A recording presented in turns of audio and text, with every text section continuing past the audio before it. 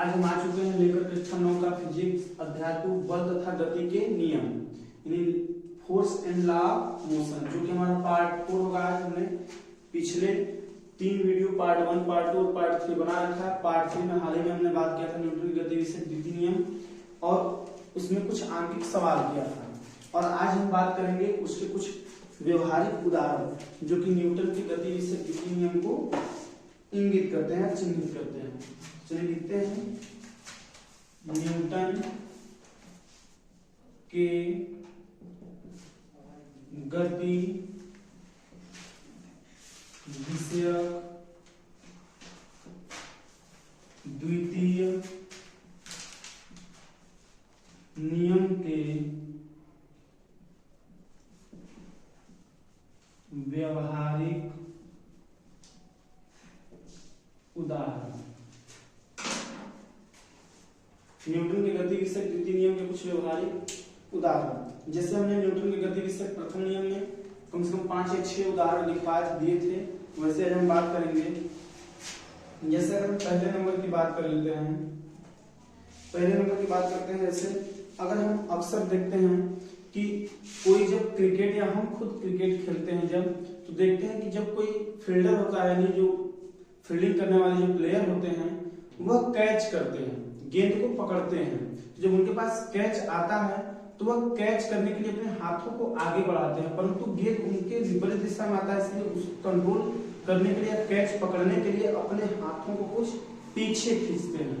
और अगर ऐसा नहीं होता है तो कैच हाथों से छूट जाता है, गेंद हाथों पे पड़ करके फिर फिसल जाता है, और उसे अच्छे ढंग से पकड़ने के लिए हमें अपने हाथों को पीछे लाना पड़ता है। तो वह किस पे डिपेंड करता है? न्यूटन के गति विषयक द्वितीय नियम पर, और उससे ही कहते हैं आवेग। क्या कहते हैं? इसमें हम लोग पहले में पढ़े थे संवेग, अब इसमें पढ़ेंगे आवेग। आवेग का मतलब होता है कि पहले किसी एक वस्तु पर बल लगे और उससे टकराए, वो टकरा करके फिर वापस आए, टकरा के फिर वापस आए, तो उसे कहते हैं आवेग। तो इसमें लिख सकते हैं एग्जांपल के लिए, जैसे हम लिखे क्रिकेट में गेंद को कैच करते समय, क्रिकेट में गेंद को कैच करते समय खिलाड़ी अपने हाथों को पीछे की ओर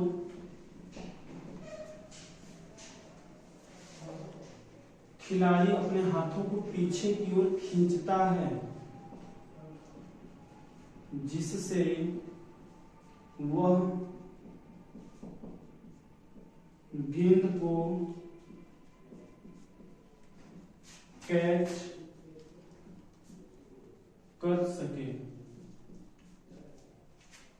अगर ऐसा नहीं करेगा तो हो सकता है कि उसके हाथों में कैच न हो, छूट जाए हाथों से कैच। ठीक है, तो यह जो नियम है यह किस पे आधारित है? न्यूटन के गति विषयक द्वितीय नियम।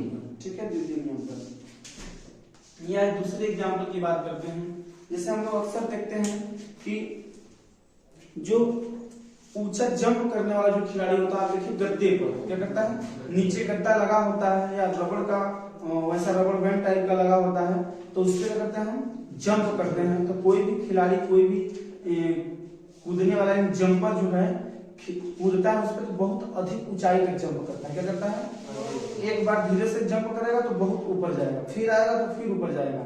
तो ये भी किस पे आधारित है? न्यूटन के गति विषयक द्वितीय नियम पर। तो लिखेंगे कि ऊंची कूद के खिलाड़ी का ऊंची कूद के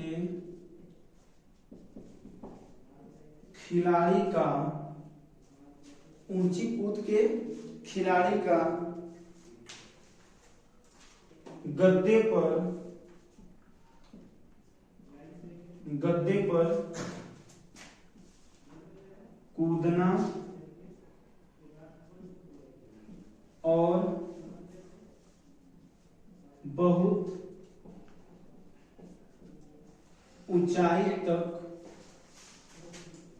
ऊंचाई तक स्पंज लिख सकते हैं,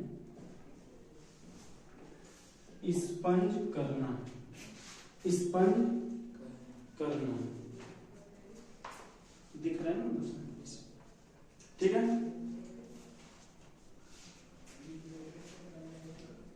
अगर हम इसी तरह से एक और बात कर ले, जैसे हम लोग अक्सर देखते हैं कि कोई मोटर कार है, कोई हम लोग बाइक देख लेते हैं, हम तो साइकिलों में ध्यान लगे, साकर्स लगे होते हैं। क्या लगे होते हैं?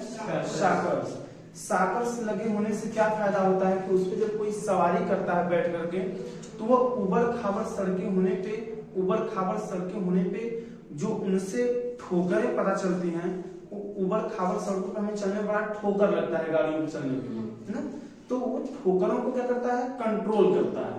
जैसे अगर साकर लगा होगा तो कहीं उबड़ खाबड़ बैलेंस करेगा तो वो साकर ऊपर नीचे करके क्या करेगा? उस वाहन को, गाड़ी को बैलेंस करेगा, कंट्रोल करेगा, तो हमें उसका पता नहीं चलेगा। हम एकदम आरामदायक, आराम पूर्वक एकदम सीट लगा होगा, उसी पे एकदम सफर करेंगे। ठीक है, तो ये भी क्या लिख सकते हैं तीसरे नंबर में कि गाड़ियों में स्प्रिंगों का प्रयोग होना, या वाहनों लिख सकते हैं, वाहनों में स्प्रिंगों का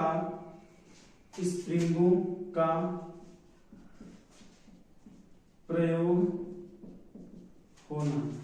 एक और अगर एग्जाम्पल की हम बात करें, जैसे हमने कह दिया वाहनों में स्प्रिंगों का प्रयोग होना। आप देखिए यानी गाड़ी के पहिया और गाड़ी की जो बॉडी होती है उनके बीच में वो सॉकर लगे होते हैं, वो स्प्रिंग लगे होते हैं, ताकि जो उसके ऊपर यात्री बैठा रहे, जो सफर करने वाला सवारी बैठा रहे, उसको ठोकर का पता न चले, वो सॉकर कंट्रोल कर लेता है। ठीक है, इस तरह से एक और आता है, जैसे कोई बॉक्सर है, कोई बॉक्सिंग करने वाला खिलाड़ी है, बॉक्सर है, जिसको पंच करने के लिए पहले अपने हाथों को पीछे ले आता है, बहुत तेजी से पीछे लाता है, फिर आगे ले जाकर के पंच करता है, नहीं क्या करता है? मुक्का मारता है। तो क्या कर सकते हैं जिसमें बॉक्सर का अपना, और आप हमेशा देखेंगे जब बॉक्सर कोई होगा तो जो अगला बॉक्सर मार खाने वाला होगा, जैसे एक बॉक्सर मार रहा है, दूसरा मार खाने वाला है, तो वह उससे बचने के लिए अपने सर को, अपने हेड को क्या करेगा? पीछे ले जाएगा। ठीक है ना? आप देखते हैं ऐसे बॉक्सिंग जो होता है तो वह मुंह पे ही मारते हैं। किससे मारते हैं? मुंह पे मारा जाता है। तो जो मार खाने वाला खिलाड़ी होगा, बॉक्सर होगा, वह उस मुक्के के प्रहार से बचने के लिए उसे क्या करेगा? अपने पीछे, सिर को अपने पीछे ले जाएगा। तो अब उसका जो मुक्का जो आ रहा था सामने से ऐसे, वह लगेगा तो पीछे हटेगा तो थोड़ा उसका कम असर होगा। क्या होगा? कम असर होगा। ठीक है, ये भी लिख सकते हैं कि बॉक्सर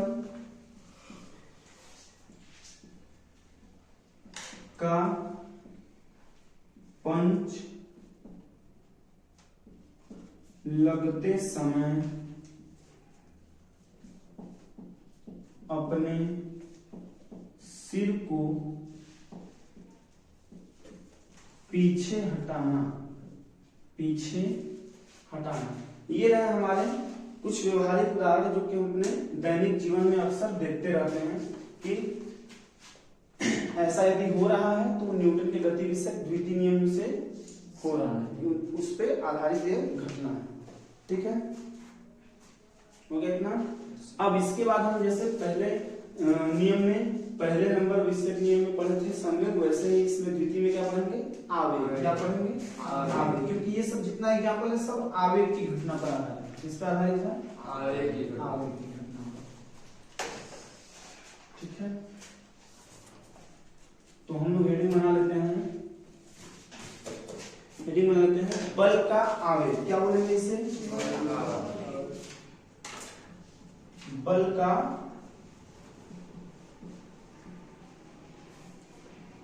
आवेग, बल का आवेग। इसे इंग्लिश में क्या लिख सकते हैं?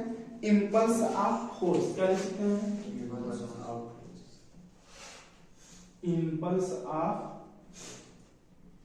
फोर्स।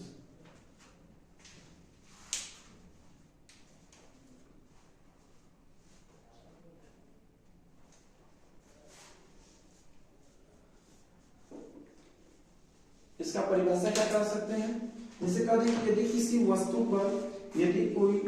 वस्तु पर कोई बल बहुत ही थोड़े समय के लिए यानी अल्पतम समय के लिए लग रहा है, कोई भी बल किसी वस्तु पर बहुत थोड़े यानी अल्पतम समय के लिए यदि लग रहा हो तो उस पिंड पर वो लगने वाला बल और उसके समय अंतराल का गुणनफल क्या कहलाता है? आवेग कहलाता है।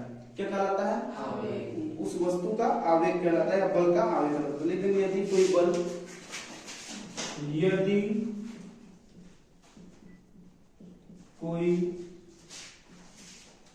बल अत्यंत थोड़े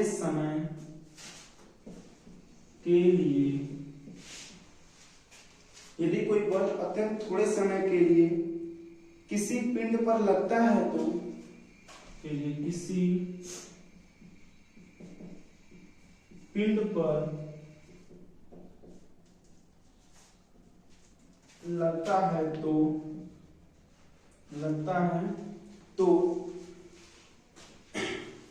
बल और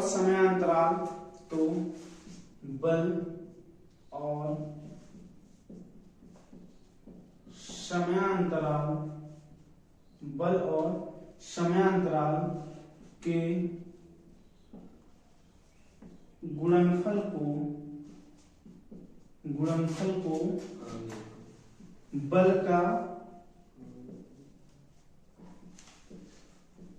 आवेग कहते हैं। क्या कहते हैं? बल का आवेग कहते हैं। ठीक है, परिभाषा समझ में आ रहा है? अगर हमें इसी का फार्मूला बनाना होगा तो कैसे बनाएंगे? इसे लिखेंगे यदि कोई बल मान लेते हैं कि F है, क्या है?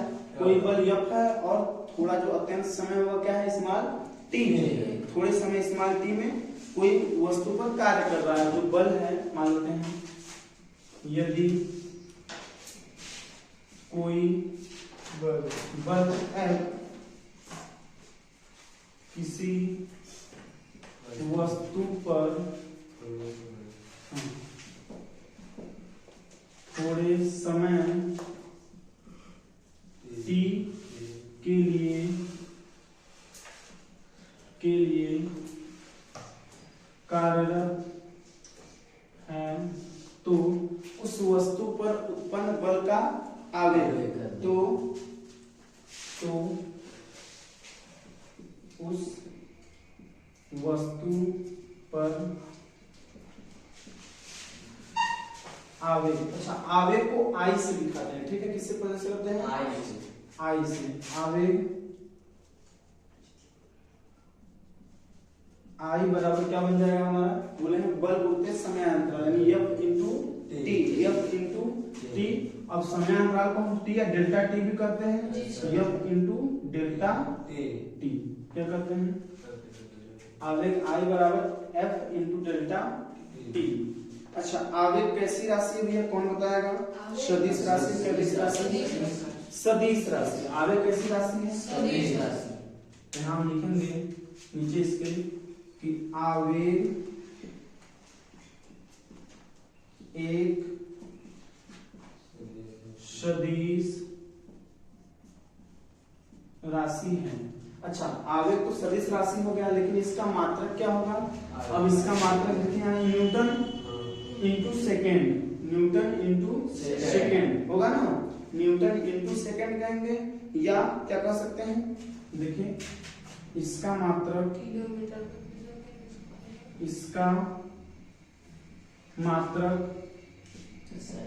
SI पद्धति में ना, SI पद्धति में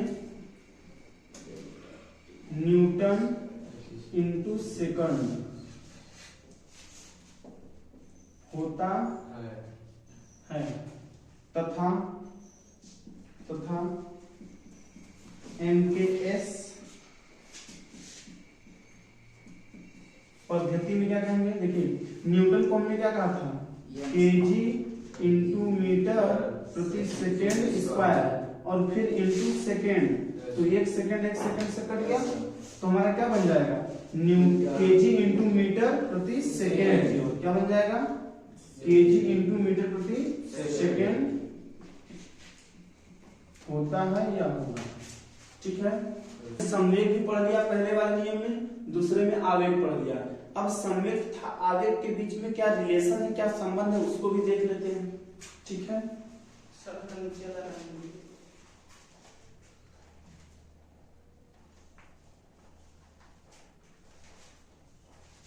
ठीक, तो हेडिंग बनाएंगे हम लोग, क्या बनाएंगे, आवेग तथा संवेग में संबंध।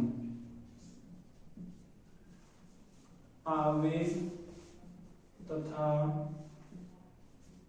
संवेग में संबंध। रिलेशन बिटवीन इम्पल्स एंड, क्या लिखेंगे, impulse and momentum. Relation between impulse and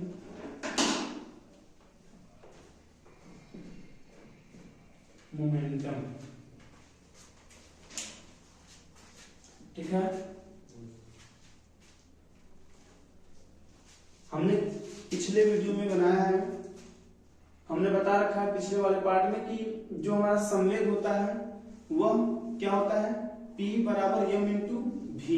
संवेग क्या होता है, P बराबर m इंटू भी होता है ना।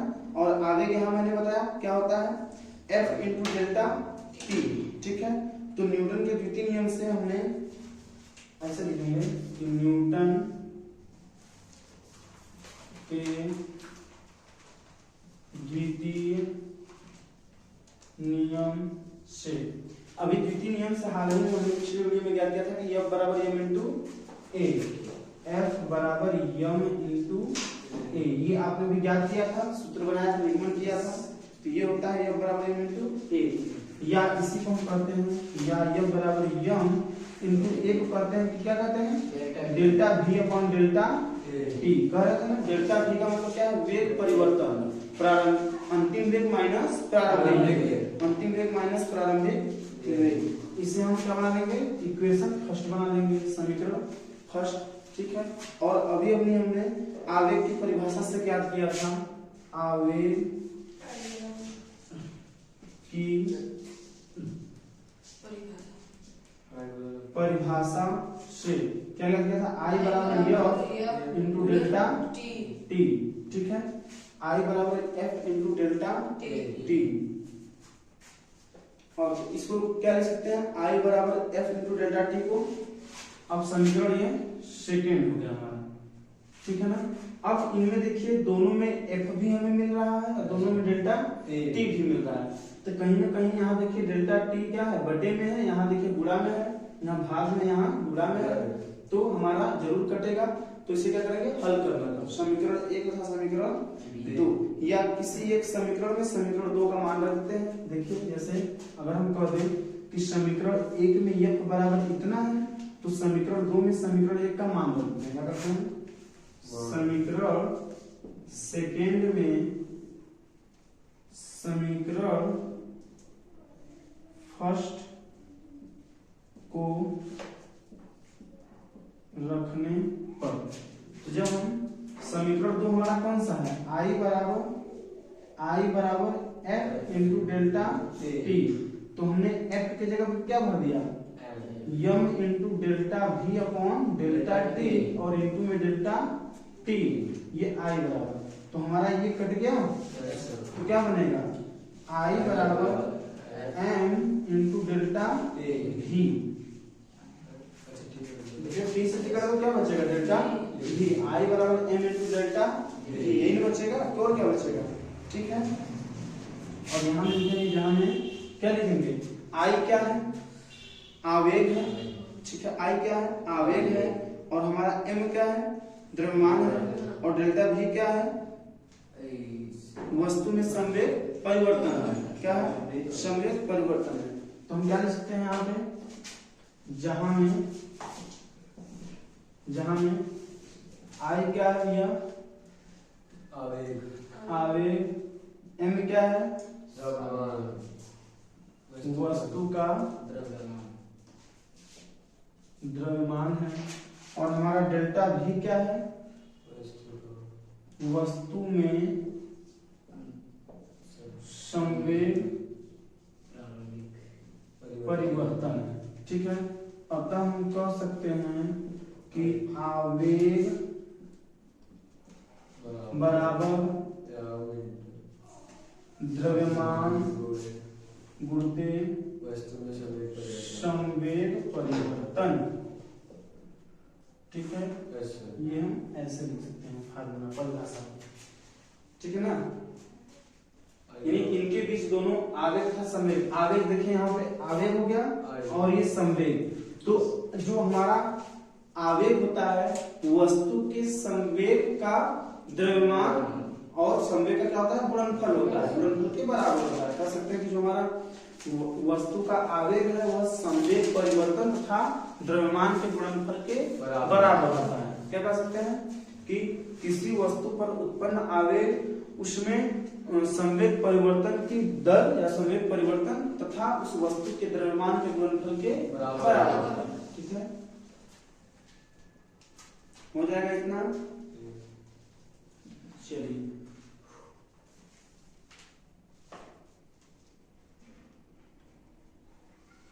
यहाँ पर शॉर्टकट में परिभाषा याद रख सकते हैं।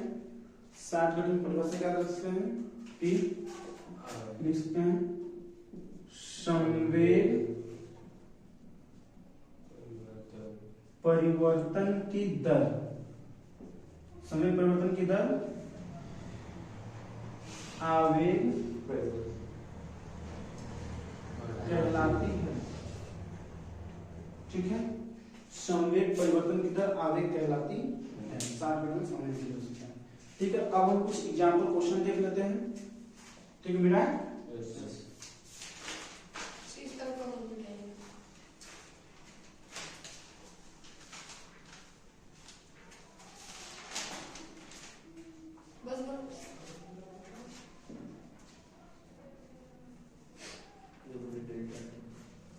चलिए यहाँ पर क्वेश्चन लिखते हैं, देखते हैं।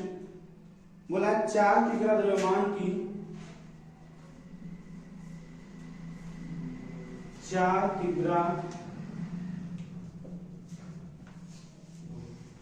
किग्रा द्रव्यमान की वस्तु में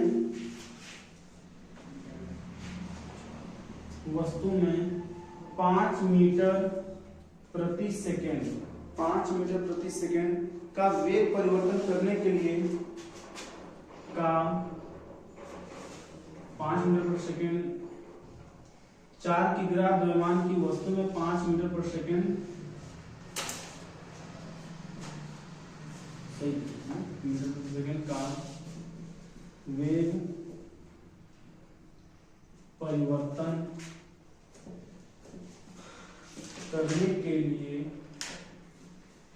के लिए आवेग का मान क्या होगा। ठीक है, ये हमारा क्वेश्चन है। अब इसे हम हल करेंगे। यानी क्या पूछ रहा है हमसे, आवेग पूछ रहा है। क्या पूछ रहा है हमें, आवेग पूछ रहा है। तो आवेग यानी आई बराबर हमसे क्वेश्चन मार्क पूछ रहा है का 4 केजी दिया है, द्रव्यमान कितना दिया, 4 किग्रा दिया है, और 5 मीटर पर सेकंड यानी क्या दिया है, वेग परिवर्तन डेल्टा भी दे रखा है 5 मीटर प्रति सेकंड दे रखा है। ठीक है, कोई दिक्कत। अब हमारे पास फार्मूला क्या है, अभी जो हमने प्राप्त किया था आई बराबर यम इंटू डेल्टा भी, अभी संबंध वाला तो था, तो हमने यहाँ पुट कर देंगे वैल्यू। यम का मान 4 है और डेल्टा भी का मान कितना है 5, तो 4 5 20। आई मात्र क्या हुआ, न्यूटन इंटू सेकेंड, या क्या कहा था केजी इंटू मीटर पर सेकेंड। हम क्या लिखेंगे, न्यूटन इंटू सेकेंड। ठीक है, 20 न्यूटन इंटू सेकेंड।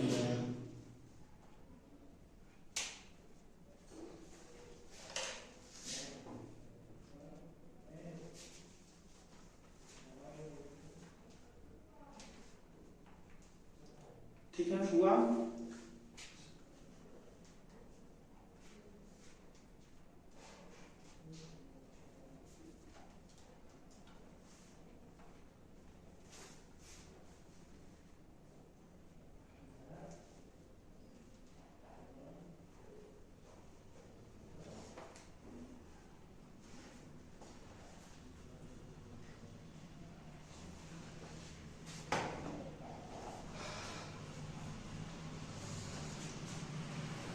ठीक है। आप लोग पढ़ेंगे।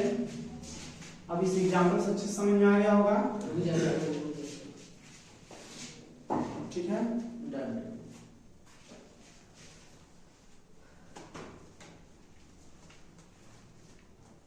अब हम लोग पढ़ेंगे न्यूटन का गति विषयक तृतीय नियम। ठीक है, हेडिंग बनाएंगे न्यूटन का गति विषयक तृतीय नियम। न्यूटन का गति विषयक तृतीय नियम, Newton third law of motion, Newton third law of motion. Newton का गति विषयक तृतीय नियम। देखिए तृतीय नियम बहुत ही आसान है। न्यूटन ने सीधे सीधे कहा है कि यदि हम किसी वस्तु पर कोई क्रिया द्वारा बल लगाते हैं तो उसका एक प्रतिक्रिया उत्पन्न होता है। यानी किसी वस्तु पर क्रियाकारी बल लगाने पर उसका एक प्रतिक्रिया होता है, उसे बोलते हैं एक्शन रिएक्शन। इंग्लिश में क्या बोलते हैं? एक्शन रिएक्शन, यानी क्रिया प्रतिक्रिया। आप यदि जैसे देखिए एग्जाम्पल में बता दे रहे हो, जैसे हम किसी भी तैरने वाले व्यक्ति को देखते हैं, किसको? तैराक को। यदि आप भी तैरते होंगे तो आप भी समझ लीजिए क्या होता है कि जब हम तैरने के लिए अपने हाथ को आगे बढ़ाते हैं, पानी में जब होते हैं तो पानी में एकदम ऐसे लेट करके हम अपने हाथों को आगे बढ़ा करके पानी को पीछे खींचते हैं, पानी को पीछे धकेलते हैं या खींचते हैं, तो हमारा शरीर आगे बढ़ता है। तो ऐसा क्यों होता है? क्योंकि हम पानी के ऊपर हाथ लगा करके ऐसे क्रिया कर रहे हैं। जो पानी होता है हमारे बॉडी यानी शरीर को आगे धक्का देता है। कहाँ देता है? हम पानी को पीछे धक्का देंगे तो हमारे शरीर को पानी आगे धक्का देता है। आप पृथ्वी पर पैदल चलते हैं तो देखिए जब एक पैर आगे बढ़ा रहे हैं तो दूसरे पैर से पृथ्वी को पीछे धक्का दे रहे हैं, तो वो तुरंत उसका रिएक्शन दे रहा है, आप आगे फिर बढ़ रहे हैं। अगर ऐसे ही आप रहेंगे तो आप अनबैलेंस रहेंगे, गिर सकते हैं, तो आपको फिर ऐसे होना होता है। ठीक है ना? तो इसी को बोलते हैं रिएक्शन और एक्शन रिएक्शन बोलते हैं। क्या बोलते हैं? क्रिया प्रतिक्रिया बोलते हैं। समझ आ गया बात? तो लिखिएगा, इसका परिभाषा हम लिखेंगे न्यूटन का गति विषयक तृतीय नियम का लिखेगा। इस नियम के अनुसार, इस नियम के अनुसार, इस नियम के अनुसार लिखिएगा, जब एक वस्तु दूसरी वस्तु पर, जब एक वस्तु किसी दूसरी वस्तु पर बल लगाती है, क्या करती है? जब एक वस्तु किसी दूसरी वस्तु पर बल लगाती है, तब बल लगाती है, तब दूसरी वस्तु भी, तब दूसरी वस्तु भी पहली वस्तु पर समान तथा विपरीत दिशा में, समान तथा विपरीत दिशा में, विपरीत दिशा में बल लगाती है। जब एक वस्तु किसी दूसरी वस्तु पर बल लगाती है तब दूसरी वस्तु भी पहली वस्तु पर समान, उसी के समान बल तथा विपरीत बल लगाती है। क्या करती है? विपरीत बल लगाती है। अर्थात प्रत्येक क्रिया, क्या कर सकते हैं? अर्थात प्रत्येक क्रिया का एक प्रतिक्रिया होता है। प्रतिक्रिया मतलब विपरीत दिशा में क्रिया होना, क्या कह सकते हैं? अर्थात प्रत्येक क्रिया की एक समान व विपरीत दिशा में प्रतिक्रिया होती है, क्या कह सकते हैं? अर्थात में लिखिएगा, अर्थात प्रत्येक क्रिया की एक समान व विपरीत दिशा में प्रतिक्रिया होती है, प्रतिक्रिया होती है। इसे क्या कहते हैं? इसे क्रिया प्रतिक्रिया ब्रैकेट में लिखते हैं, एक्शन रिएक्शन का नियम कहते हैं। इसे क्या कहते हैं? एक्शन रिएक्शन का नियम कहते हैं। अब तो न्यूटन का गति विषयक तृतीय नियम आएगा तो तुरंत हम कहेंगे एक्शन रिएक्शन, यानी क्रिया प्रतिक्रिया, ठीक है।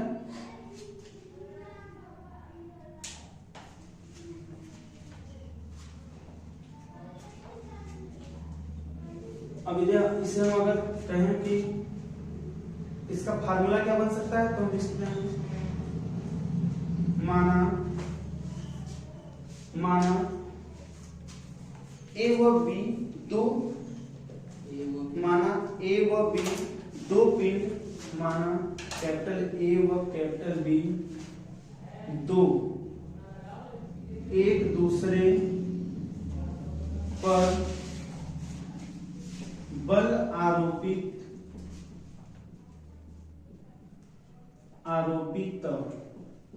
करते हैं। आरोपित करने का मतलब लगाते हैं, एक दूसरे पे क्या करते हैं? बल लगाते हैं। तो फिर क्या होता है? बल लगाते हैं, तब इस नियम के अनुसार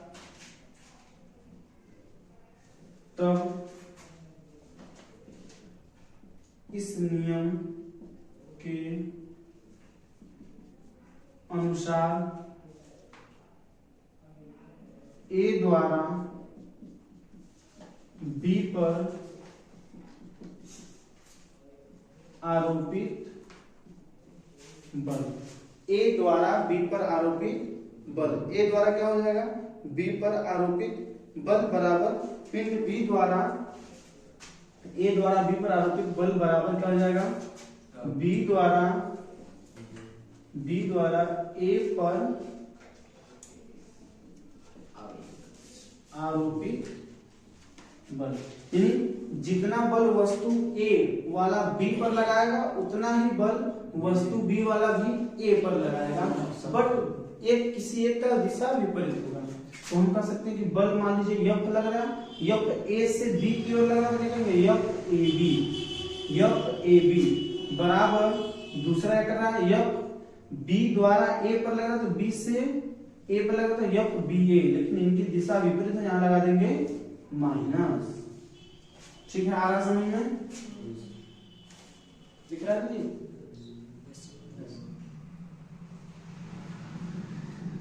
हम क्या लिख सकते हैं? जब एक वस्तु किसी दूसरी वस्तु पर बल लगाती है तो दूसरी वस्तु भी पहली वस्तु पर उसी के समान तथा विपरीत दिशा में बल लगाती है।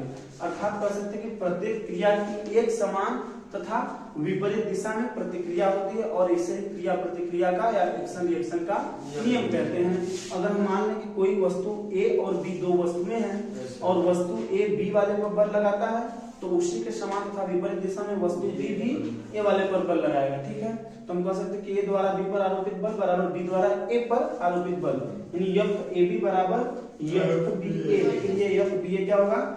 ठीक इस वाले के विपरीत दिशा में होगा, इसलिए माइनस। माइनस चिन्ह क्या दिखा रहा है कि इसकी दिशा क्या है? विपरीत। ठीक है, कंफर्म होगा? चलो अब इसमें कुछ व्यवहारिक उदाहरण दिखा देते हैं आपको। ठीक है, जैसे हमने अभी बात किया कि तैराक वाला, फिर आप देखिए एक और एग्जांपल आता है, बंदूक से गोली छूटने पर बंदूक का पीछे हटना। गोली तो आगे जाता है लेकिन बंदूक पीछे जाता है, तो ये भी एक्शन रिएक्शन है। किसी नाव पर एक पैर रख के आप चढ़ते हैं तो नाव का पीछे खिसकना, ठीक है।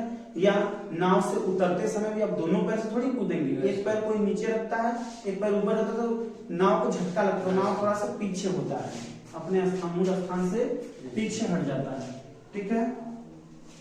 तो ये सब तृतीय नियम के, न्यूटन की गति विषय तृतीय नियम के अंतर्गत आते हैं। तो रीडिंग बनाएंगे कि न्यूटन के गति विषय तृतीय नियम का व्यवहारिक उदाहरण। क्या लिखेंगे? व्यवहारिक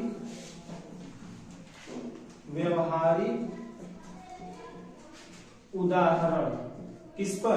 न्यूटन की गति विषय तृतीय नियम, ठीक है ना। आप पूरा लिख लीजिएगा।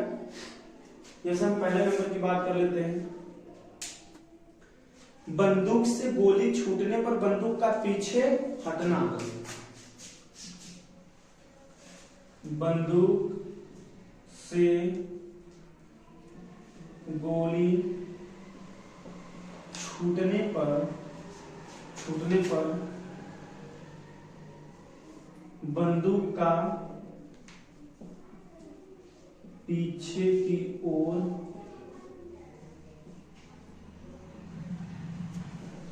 हटना, ठीक है। अगर हम नंबर 2 की बात करें, किसी तैराक का